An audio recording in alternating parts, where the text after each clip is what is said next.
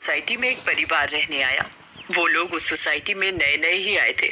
उस परिवार में राहुल, सविता और उनका 10 साल का एक बेटा भाविक रहता था। जैसे ही भाविक सोसाइटी के गेट के बाहर तक पहुंचता है, तभी से ही अपने सवाल जवाब शुरू कर देता है। वाओ, पापा ये कितनी सुंदर सोसाइटी है। क्या हम इसी सोसाइटी में रहेंगे? हाँ हाँ बेटा, हम लोग इसी सोसाइटी में रहेंगे। देखो तो हमारा भाविक कितना खुश नजर आ रहा है। अब तो मेरे यहाँ पर नए नए दोस्त बनेंगे, ना मजा आएगा। हाँ हाँ बेटा, बहुत मजा आएगा। चलो अब अंदर चलो। जैसे ही वो लोग सोसाइटी के अंदर कदम रखते हैं, तभी जोर जोर से हवा चलने लगती है और भाविक को कुछ अजीब सा महसूस होने लगता है। मम्मी देखो तो, हमारे आते ही ये कितनी जोरों से हवा चलने लगी है। मुझे कुछ अजीब सा भी लग रहा है। नहीं बेटा, ये बस तुम्हारा वहम होगा। बच्चा समझकर सविता भाविक की बात को नजरअंदाज कर देती है। वो लोग अपने फ्लैट पर पहुंचते हैं। चलो चलो, अब आप दोनों जल्दी से फ्रेश हो जाओ, सोने का समय हो गया है। हाँ, क्योंकि कल मुझे इंटरव्यू के लिए भी जाना है। भाविक, राहुल और सविता कमरे में जाकर सो जाते हैं। ऐसे ही चलते चलते उन्हें 1 महीना बीत जाता है। एक दिन राहुल का बॉस उसे ऑफिस के काम से सूरत जाने को कहता है।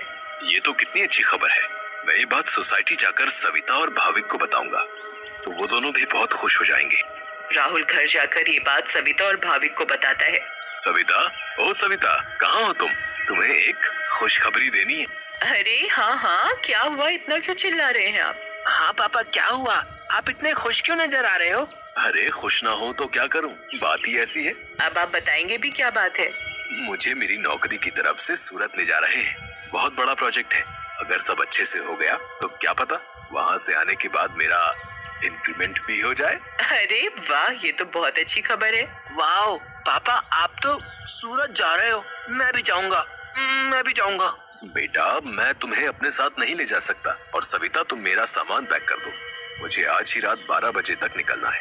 मैं बस कुछ ही दिनों के लिए जा रहा हूँ। सविता राहुल का सामान पैक कर देती है और राहुल उसे रात 12 बजे सूरत के लिए निकल जाता है। चलो भाविक, अब तुम भी जल्दी से दूध पीकर कमरे में सोने चलो।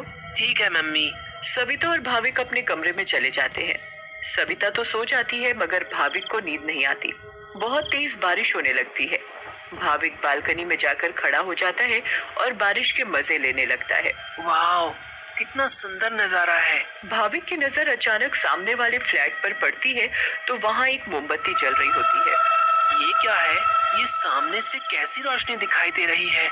ऐसा लग रहा है जैसे कोई मोमबत्ती जली हुई हो।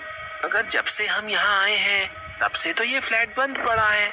भाविक को फिर अचानक से एक औरत चलती हुई दिखती है। अरे ये औरत कौन है? कहीं यहाँ कोई भूत तो नहीं? मम्मी, मम्मी, भूत, भूत, मम्मी, मम्मी बचाओ, मुझे बचाओ। क्या हुआ बेटा, क्या हुआ? तुम इतना क्यों घबरा रहे हो? मम्मी, वो भूत, भूत। क्या बोले जा रहे हो तुम? ठीक से बोलो, मुझे कुछ भी समझ में नहीं आ रहा है। मम्मी, मुझे नींद नहीं आ रही थी तो मैं बालकनी में जाकर खड़ा हो गया और बारिश देखने लगा। तभी मैंने सामने के फ्लैट में जलती हुई मोमबत्ती देखी और एक औरत को देखा। नहीं बेटा, ये भूत भूत कुछ नहीं होता। ये तुम्हारे मन का वहम है। नहीं मम्मी, मैं सच कह रहा हूँ। नहीं बेटा, चलो अब सो जाओ, रात बहुत हो रही है। नहीं, मैं आपको लेकर जाता हूँ। अच्छा चलो, दिखाओ कहाँ है भूत। फिर भाविक सविता को बाहर लेकर जाता है। कहाँ है भूत?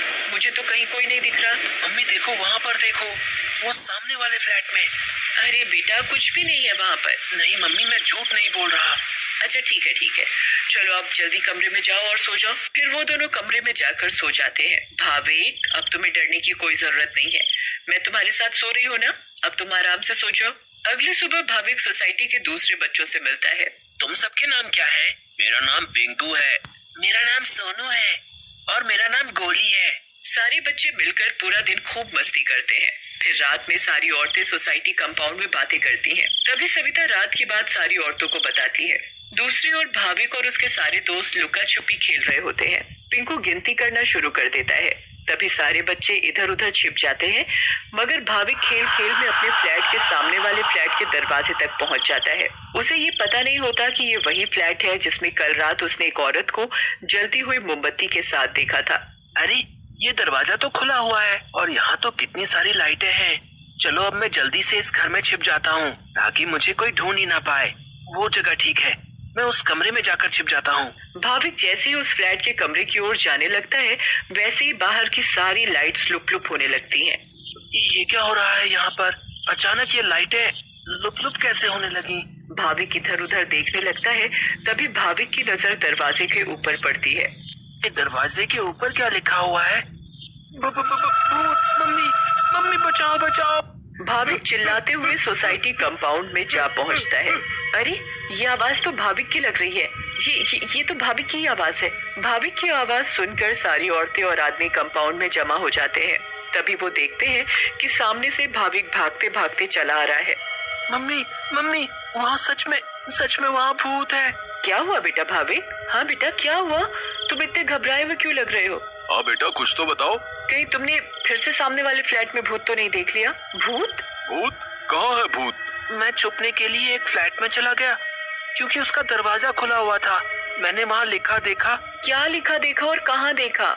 कि यहाँ से चले जाओ वरना मैं तुम्हें मार दूंगी। चलो बेटा, तुम हमें वहाँ लेकर चलो। हाँ, चलो अंकल, मैं आपको वहाँ लेकर चलता हूँ, आप खुद ही देख लेना। भाविक सभी लोगों को उस फ्लैट में लेकर जाता है। कहाँ लिखा है बेटा? अरे, यहीं तो लिखा था। चलो भाई, यहाँ तो कुछ भी नहीं है। बेटा भाविक, चलो अब चलो। सभी लोग भाविक को वहाँ से ले जाते हैं, मगर भाविक उस दरवाजे को देखते देखते चलता है। नहीं अंकल, मैं सच बोल रहा हूँ। हमें इस बच्चे की बात एक बार मान लेनी चाहिए और आज रात मिलकर सोसाइटी पर नजर रखनी चाहिए। हाँ, आप सही बोल रहे हो। क्या पता ये सब सच हो। तो ये तय रहा कि आज रात हमारे पति सोसाइटी की देखभाल करेंगे। उस रात 3 आदमी सोसाइटी के गेट पर खड़े रहकर सोसाइटी की देखभाल कर रहे थे। मुझे जरा बाथरूम जाना है, मैं बस अभी जाकर आता हूँ। हाँ ठीक है, तुम होकर आओ। क्या हुआ जी?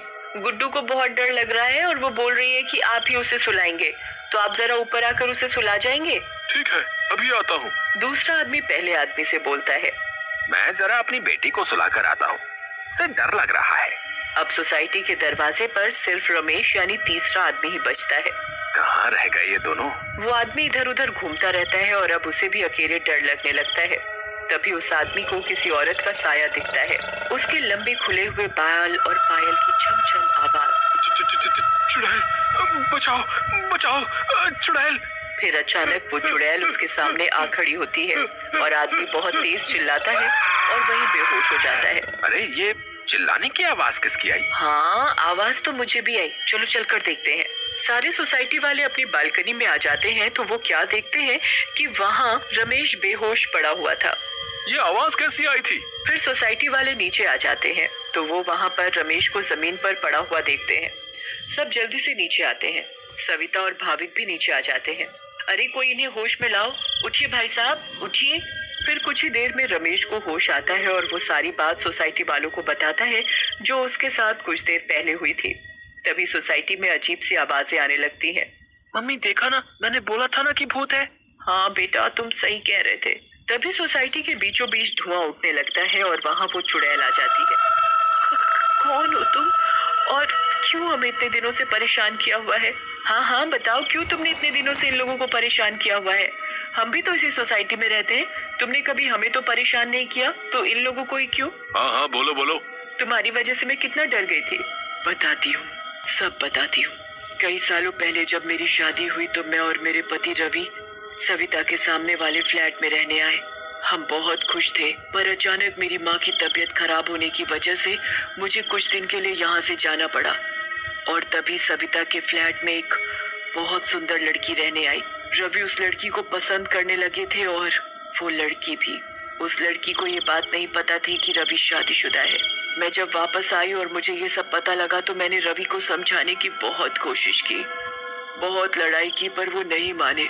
रवि मुझे छोड़कर उस लड़की से शादी करना चाहते थे और एक दिन रवि और वो लड़की चुपके से अचानक कहीं चले गए।